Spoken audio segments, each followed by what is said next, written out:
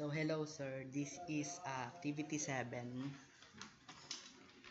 So this app we are making is barangay election app. So na pwedeng magamit ang ating mga botante sa bawat barangay. So with this app, mas mapapabilis yung proseso ng pagboto na sa halip na pumila sila sa mga polling presence, maaari na nilang gamitin ang app na to para sa pagboto. So kahit na naman nakakabagot makapila sa mga napakahaba at napakainit na lugar para makaboto. But if we have an app na ganito, so less hassle na tayong lahat. At syempre for result naman, mabibilang agad at mare-record ng app. Kaya mas madaling makasiguro ang transparency ng resulta. And ang mga boto ay masisave agad sa system na magiging daan para maiwasan ang mga issue sa recount o mga nawawalang boto. So sa ating mga botanteng malalayo ng tirahan o yung mahirap sa pag-access sa mga voting presents, mas madaling makaboto gamit ang kanilang mobile phone. So ang app na to hindi lang naman nagiging platform na pagboto, ito ay nagiging simbolo ng mas makabago at mas transparent na election na nagbibigay ng pagkakataon sa lahat na maipahayag ang kanilang boto ng ligtas at maayos.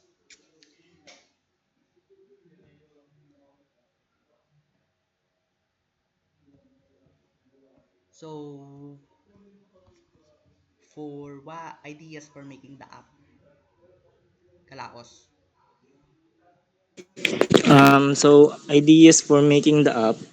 So yung idea ng app na to is nahango siya sa national voting system, like gumagamit sila ng machine para magbasa ng balota at mag-compute at magbilang ng boto ng mga tao. So para sa innovation at makasabay tayo sa pag-upgrade ng voting system sa local or barangay elections, makakatulong yung app na to para mas mapadali yung botohan sa barangay. Unlike na pipila pa sila or written voting, so mas accurate na rin na sa mobile application kasi kinukompute na nito yung voting, yung vote ng bawat partido or kandidato. So mas mabilis yung botohan.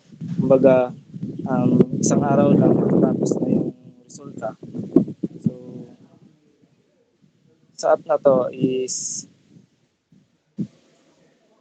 mas mas um, mas mapapadali yung pagboto ng mga tao sa barangay, unlike yung mga hindi makalabas ng bahay. So pwede silang gumamit ng cellphone lang, application, ganun. So yun lang. Next is app ay software use.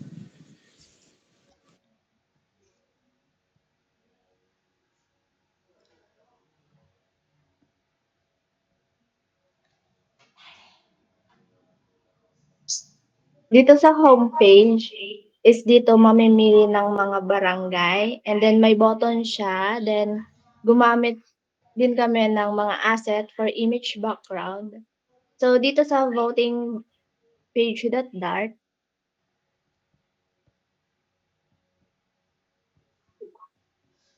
is may mga position dito like barangay captain, barangay councilor, SK chairperson, SK councilor.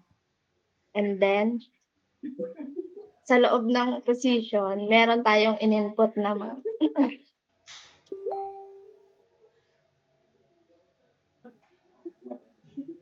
Then sa loob ng mga position, meron tayong in-input na mga candidates. Then, if magse-select ng position, pupunta siya sa selection ng candidates, then pwede na siyang mag-vote. And then pagtapos, may lalabas na confirmation na naka-vote na tayo. And then sa reference namin is ChatGPT kasi hindi naman maiiwasan na magkaroon ng error at kailangan din ng tulong ni ChatGPT.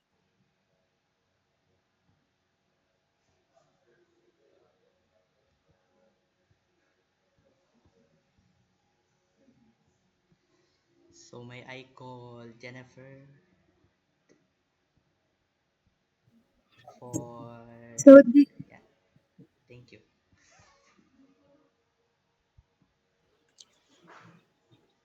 yung mga hindi pa nailagay na features, so ang gusto lang namin maidagdag ganon, yung profiles.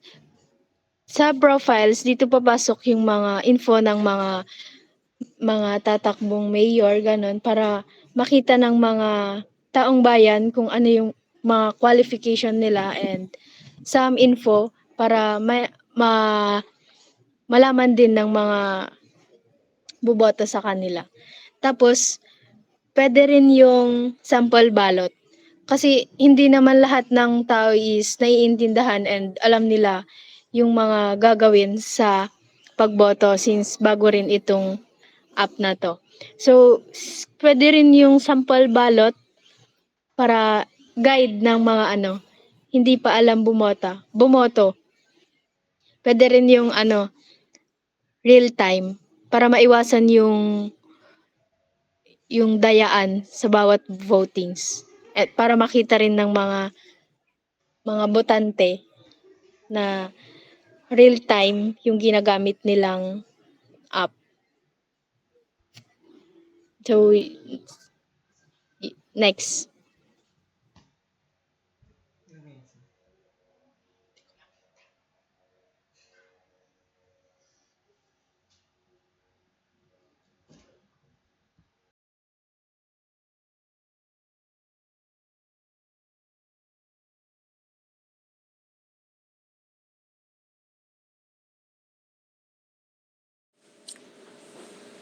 So, since tapos na yung topics, I would like to summarize our application, which is Barangay Election app for Agno. So, it features a user-friendly interface that allows voters to select their preferred candidates for various positions within every barangays.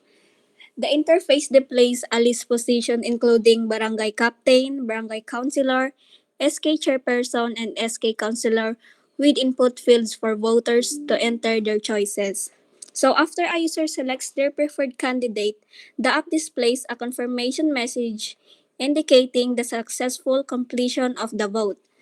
So our application aims to streamline the voting process by allowing users to easily select their preferred candidate from different barangay. Also, our app development amplifies the use of technology to enhance democratic participation and improve election efficiency.